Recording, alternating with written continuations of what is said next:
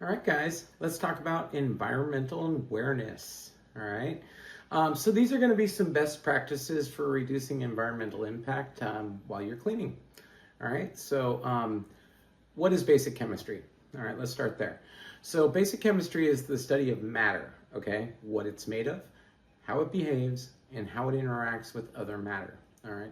So chemistry helps us understand what everything around us, from the air we breathe to the food we eat, is. Okay. And it's the foundation for our topic today, which is environmental science.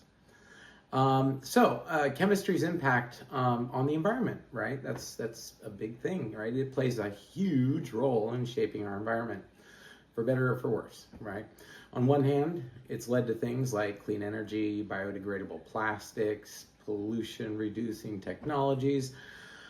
On the other hand, improper use of disposal of chemicals, including residential cleaning agents, has contributed to pollution, climate change, and ecosystem damage. So understanding the chemical process is pretty critical to our environment, so we take it really seriously, right?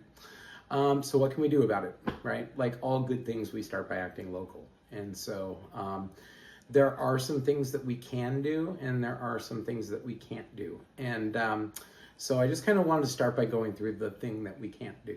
And that is, using entirely eco-friendly cleaning products, right? But there's some really good reasons for it, right? And so some are not considered eco-friendly, but non-toxic cleaners, can't really be used. Okay, so we still use the chemicals that are provided by the company. Okay, that's really important because we've weighed this out quite a bit.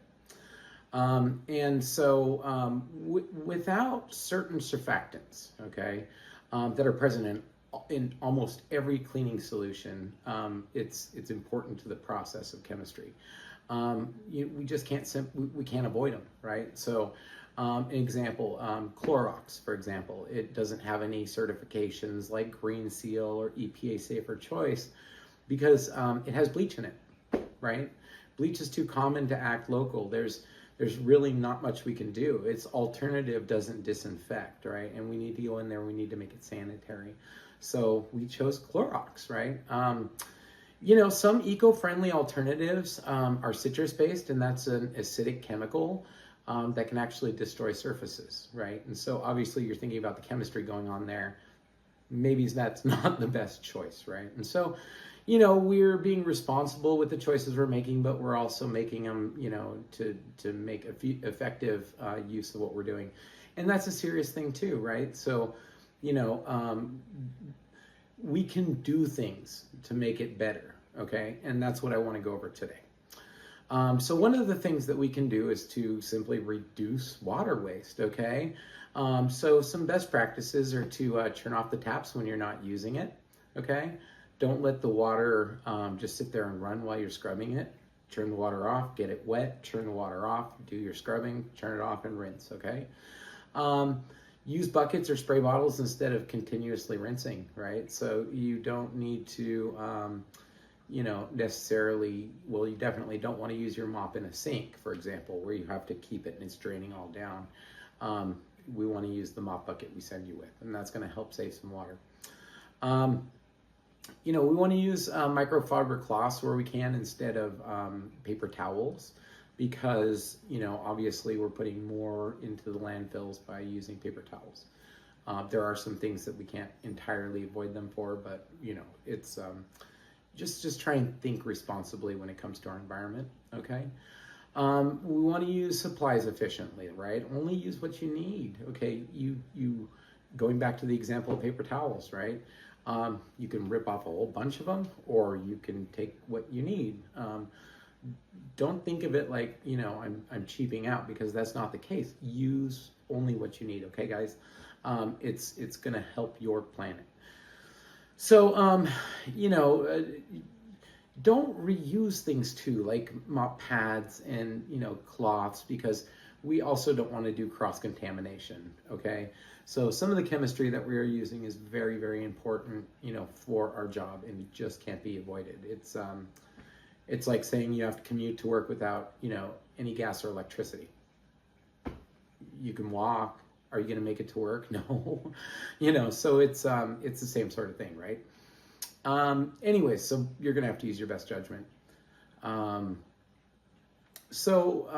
know, if you do end up using paper towels, use the whole roll before getting a new roll. The other one is wrapped. It won't get wet or ruined if it ends up sitting in the back of the car, okay? So that's really important. You already have a roll of paper towels open.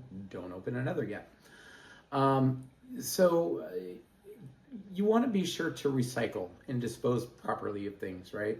So luckily for us here in our area, sorting of recyclable waste is done automatically at the dump. So, you know, unless the customer collects the cans for redemption value, you can feel completely safe by putting it into the garbage, okay? So now, disposal of used cleaning products. This one's really important because, you know, you think it's going to be safer if I dump it in the lawn, or it's going to be, you know, it's only half true, right? You don't want any water to go down those drains where the fish are going to get drinking it up, right? That's important, unless you like three-eyed fish, right? Okay. You know, but above and beyond that, you might also think it's okay to dump it on the lawn or dump it in the flower bed. And, you know, it's not going to do any damage to the plants. They actually might grow bigger because of the water you're providing it. But, you know, the only safe place to dispose of that stuff is down the drain, okay? That goes straight to the sewer, and then that's processed, okay? Because we really don't want that stuff getting back into our ecosystem, and so they do some things to help neutralize it and bring its pH back down to 0, okay? So you never, you know, want to, you know, like I said, dump it in the lawn, dump it outside, okay? We do a couple things like using refillable containers, okay? Because we don't want to keep buying bottle after bottle. We buy the bigger bottles and we refill them, okay? Again, it's not because they just fit in the bag better. There's actually a functional use to it, okay? The only one we don't put into another, you know, bottle are the ones for stone, right? Natural stone floors and natural stone countertops. And that's because we want to be able to identify those very easily. Anyways, be sure that trash bags are tied and not leaking. I know that sounds like a weird thing, but that is absolutely something that you want to consider for when you're dealing with some of this stuff. You might be putting human waste, pet waste, something toxic, right, into that garbage can.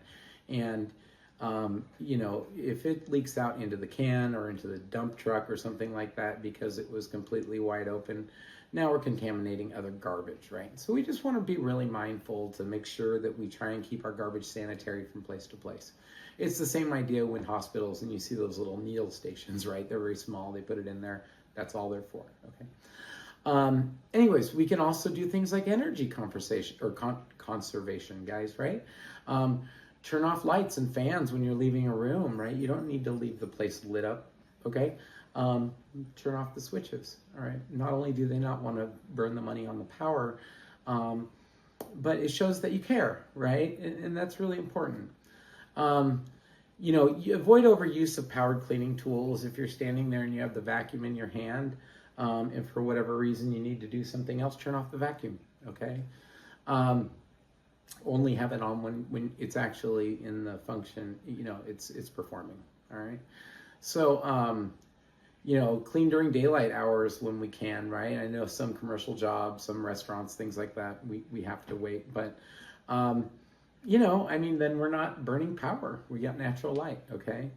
You know, report broken appliances or thermostats if you happen to notice you know, turn up the AC and nothing happens. Report that, right? Maybe there's a leak of some sort and they can send somebody out to fix it and help save a fish, all right? So yeah, basically just be respectful of nature and your surroundings, right? You got to live here with these little creatures, you know, we don't want to basically spray chemicals in their face. So, you know, again, right, like, so avoid spraying chemicals near open windows, plants, pets, right? These are important things. Just to, you know, restate, don't dump mop water outdoors or into soil. It's not good for it, right? If you think about, you know, it used to be popular for a while that there was a prank and people would put salt in your garden so nothing would ever grow there again, right? That's real, right? Salt has a chemical reaction with the soil and makes it so the plants can't grow there anymore. And so, if you think about it, they're putting different things inside of that cleaning agent, and we don't just want to throw it there because we could kill the plants and keep it from growing again, right? Plants create air. Environmental care is part of delivering a professional, thoughtful service. And I think that's one of the biggest things to be mindful of is that, not only does the environment matter to us, it matters to our customers, it matters to their kids. We all take this very, very seriously. So please make sure the things you do are, you're treating it like your own home, and in your own home, I would hope that you're trying to be respectful of the environment. So please do it here too. Okay? Thank you.